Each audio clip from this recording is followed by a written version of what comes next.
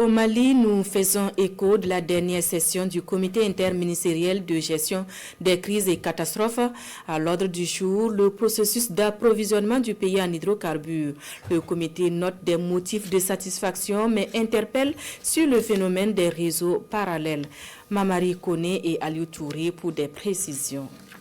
Quelques jours après la visite du Premier ministre au bureau des pétroles de la Direction générale des douanes et à l'Office malien des produits pétroliers OMAP, on s'achemine vers la normalisation de la fourniture en carburant des populations. Pour en arriver là, il a fallu signer un protocole d'accord entre le gouvernement et les opérateurs pétroliers, notamment le groupement malien des professionnels du pétrole GMPP et le groupement professionnel des pétroliers GPP. L'initiative a permis de réduire significativement les délais de dédouanement. Le bilan de la semaine écoulée a été présenté en termes d'approvisionnement du pays en denrées de première nécessité, mais aussi et surtout en termes de l'évolution, de la gestion de la crise des hydrocarbures que connaît notre pays depuis quelque temps.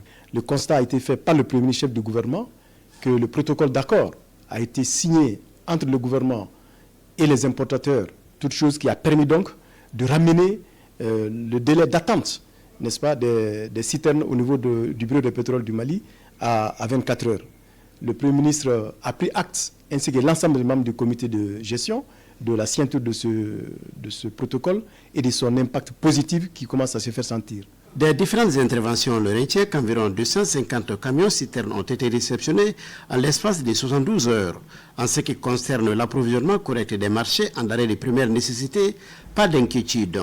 Le ministre des Transports et des Infrastructures a fait le compte-rendu de sa récente mission au Sénégal en vue de l'acheminement des produits en souffrance au port de Dakar.